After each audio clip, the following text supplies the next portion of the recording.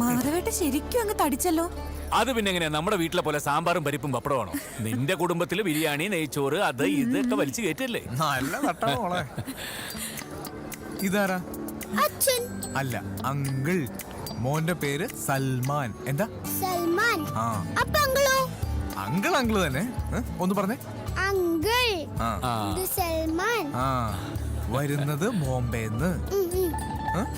വാ മോനെ, ദാവിടെ മുട്ടനാടിന്റെ താടി പോലെ വളർത്തിയ ഒരാൾ നിൽക്കുന്നില്ലേ? അതാണ് ഇസ്മയിൽ അങ്കിൾ. ഇസ്മായിൽ അങ്കിൾ. വാഹിദ, കാര്യം ഇസ്മായിലിക്കയുടെ കഞ്ഞിൽ പാറ്റാ വീണ്. എന്നാലും സാരമില്ല, വാഹിദ വന്നൂലോ. ഏതായി കൊച്ച്? എന്റെ കൊച്ച്. അയ്യേ, ശരിയാവില്ല, കുട്ടി ശരിയാവില്ല. എന്ത് ശരിയാവില്ല? വാഹിദയ്ക്ക് കുട്ടിയില്ല. അല്ല, വാഹിദയ്ക്ക് കുട്ടിയുണ്ടെന്ന് നമ്മൾ വീട്ടിൽ പറഞ്ഞിട്ടില്ല. ഇതിന് ഇപ്പൊ തന്നെ തിരിച്ചു കയറ്റി വിടും. ഞാൻ വരും. കുഴപ്പാവൂട്ടാ. എന്ത് കുഴപ്പം? എനിക്ക് പിന്നെ എന്റെ കൊച്ചിനെ കൂടെ കളയാൻ പറ്റും. ഒരു കാര്യം ചെയ്, ഈ മുതലിനെ നമുക്ക് കൻവെന്റ് ലോഡ്ജിലാക്കാം. ഞാൻ നിൽക്കില്ല. മോനെ മാറ്റി നിർത്തി ഞാൻ എങ്ങോട്ടും വരില്ല. എങ്കി കൊച്ചി ഞമ്മടെയാന്ന് പറയാം. അതെങ്ങനെ? ചുവന്ന തെരുവിൽ വെച്ച് ഒരബദ്ധത്തില് അതേക്കൂല. എന്റെ കൊച്ചിനെ കുറിച്ച് ഇതല്ല ഇസ്മയിലിക്കയുടെ കുഴപ്പം കൊണ്ടാ. ഇല്ലാത്ത കഥയുണ്ടാക്കി വല്ലുപ്പെ പറ്റിച്ചോണ്ടല്ലേ. ഞാൻ സത്യം പറയും. അതോ പറ്റിപ്പോയി മോളെ, ഇനി പറ്റിക്കൂല, ക്ഷമി.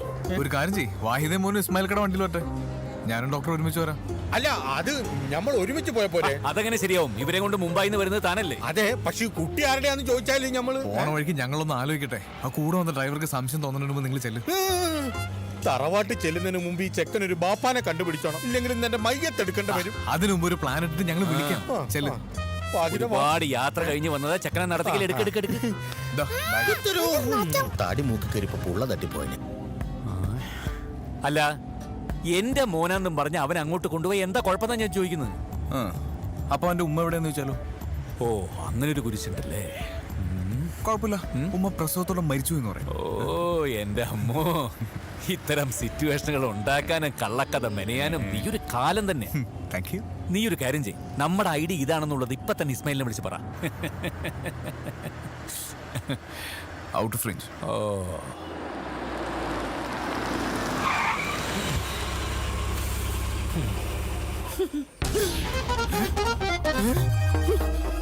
വീടെത്തിയ ഇന്നിവിടെ ഒരു പന്തല് പൊങ്ങും എന്റെ മയ്യത്ത് വെക്കാൻ. പൊടച്ചോനെ,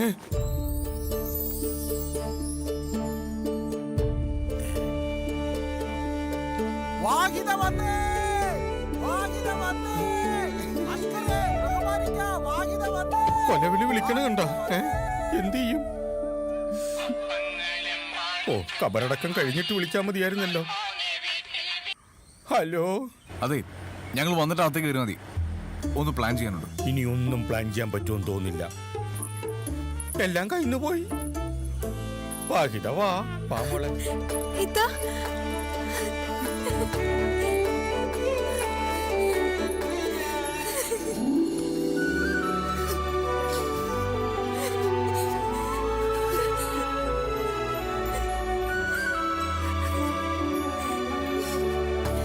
വാ, അകത്തേക്ക് പോ. നിക്കടെ.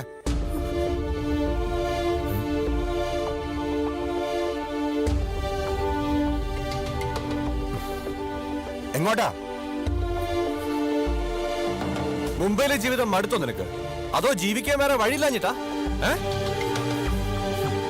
നീ ഒരുത്തിക്കാൻ അകത്തൊരാൾ കിടപ്പുണ്ട്, ജീവച്ചവമായിട്ട്. നിന്റെ വാപ്പ മയ്യത്ത് കാണിക്കാൻ പോലും നിന്നെ അതിനകത്ത് കയറ്റുന്ന കാസിംക പറഞ്ഞേക്കണത്. ഇറങ്ങി പോടി ഈ മുറ്റത്തോന്ന്.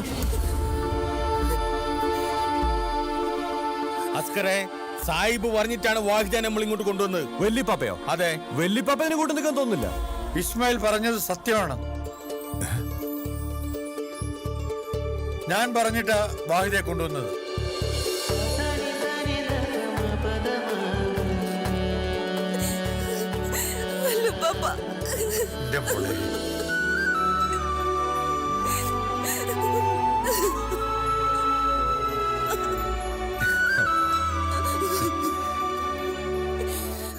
ഏതായി കുട്ടി?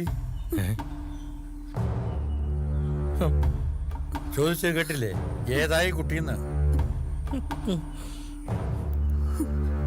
എന്റെ കുട്ടിയാ. ആരാ ഇവന്റെ ബാപ്പ? ഇവന്റെ ബാപ്പ ആരാണെന്ന് ഞാൻ പറയാം. നാരായണക്കുറുപ്പിന്റെ മകൻ രമേശ്. രമേശാണ് ഈ കുട്ടിയുടെ ബാപ്പ.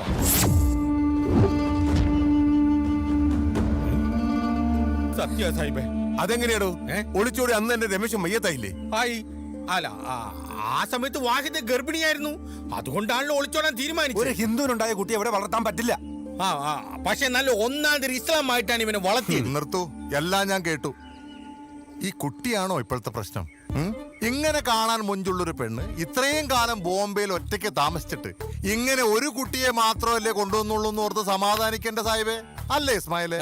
അതെ. ഷാജഹാൻ, അനാവശ്യം പറയരുത്. അതെ. ഇല്ല, ഒരു അഭിപ്രായം പറഞ്ഞതേ ഉള്ളൂ.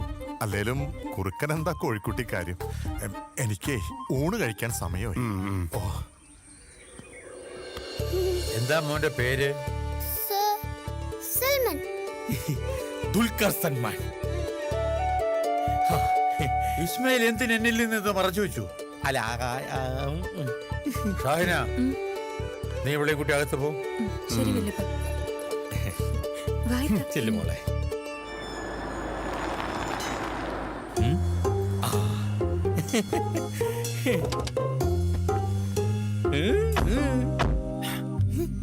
ഞാനാ എന്തായി? എല്ലാം ഓക്കെ ആയി. ഓ, സമാധാനായി. ടെൻഷൻ അടിച്ചിരിക്കുകയായിരുന്നു ഞാൻ. എന്തിന് ഞമ്മളല്ലേ കൂടെ വന്നത്? വാഹിദ അകത്ത് കയറി. മതി മതി. അപ്പൊ കുട്ടിയുടെ കാര്യം? അതൊക്കെ നമ്മള് പുഷ്പം പോലെ കൈകാര്യം ചെയ്തില്ലേ? പണ്ട് വാഹിദേനെ ഇങ്ങനെ കൂടെ ഒളിച്ചോടാൻ സഹായിച്ച ആ കുറുപ്പിന്റെ മോൻ രമേശില്ലേ, മറ്റേ വെടികൊണ്ട് മരിച്ച ചങ്ങായി, ആളുടെ കുട്ടിയാണ് ഈ പുള്ളെന്ന് പറഞ്ഞപ്പോ എല്ലാരും വിശ്വസിച്ചു. മാത്രമല്ല, ചെക്കനാണെങ്കിൽ രമേശിന് ഒരു ചായ ഉണ്ട്. എങ്ങനെയുണ്ട്? ടപ്പേന് കിട്ടിയ ഐഡിയ.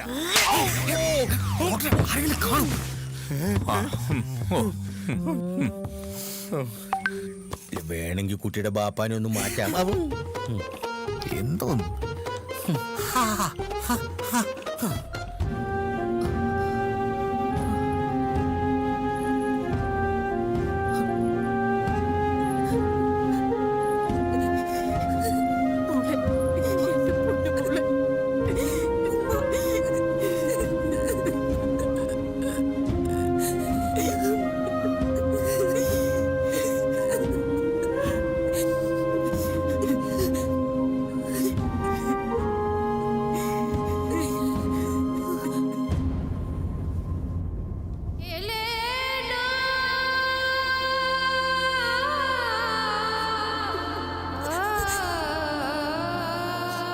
ഇതാരാ വന്നിരിക്കണേന്ന് നോക്കിയേ.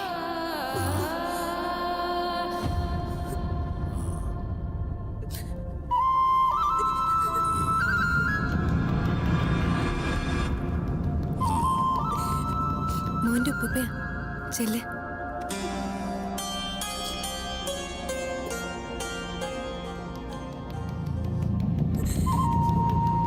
അവളോട് ഇറങ്ങി പോകാൻ പറ. കാണണ്ട എനിക്ക് അവളെ. എന്താ കാസിം കത്? വർഷങ്ങൾ കഴിഞ്ഞ് കാണുന്ന മകളോട് ഇങ്ങനെയാണോ പെരുമാറുന്നത്? വലിയ മതി അമ്മയെ കണ്ടില്ല. മോളെ കണ്ടപ്പോ എല്ലാ അസുഖവും മാറി. അതുപോലെ കാസിം ക പഴയ ദേഷ്യവും വൈരാഗ്യമൊക്കെ മനസ്സിൽ നിന്ന് മറന്നു കളഞ്ഞാൽ തന്നെ അസുഖമൊക്കെ മാറും. ഒരു പുത്തൻ ഉണർവ് കിട്ടും. എന്റെ ചികിത്സ ഫലിക്കും. കാസിം ക, എനിക്ക് ഉറപ്പാ കാസിം ക എഴുന്നേറ്റ് നടക്കും. കഴിഞ്ഞതൊക്കെ മറന്നിട്ട് എനിക്ക് എഴുന്നേറ്റ് നടക്കണ്ട.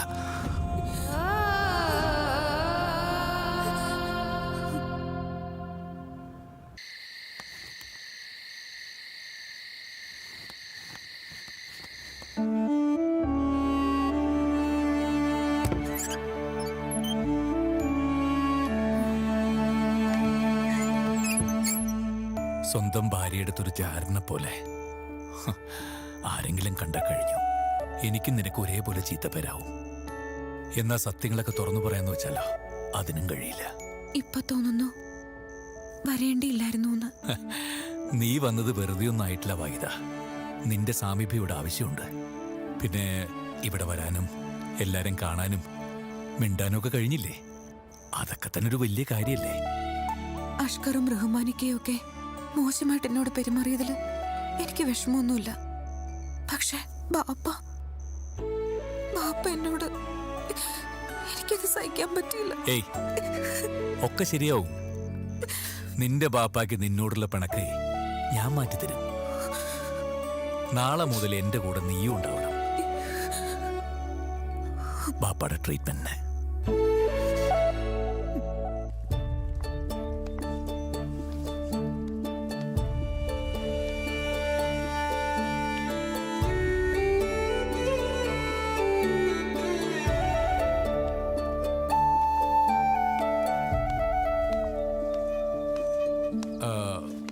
മേശപ്പുറത്തിരിക്കുന്ന ഔഷധക്കൂട്ട് വേഗം എടുത്ത് അരച്ചുകൊണ്ടുവാ.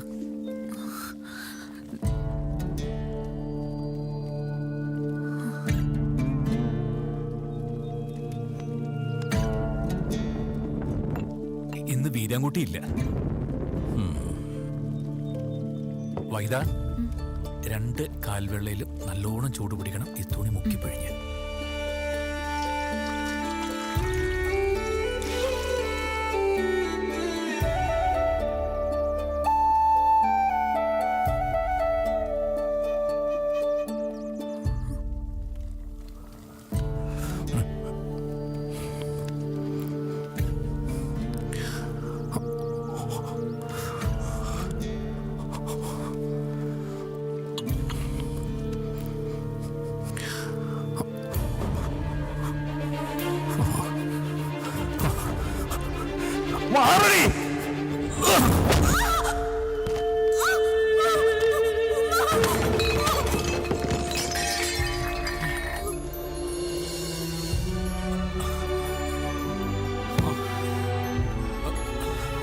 വൈദ,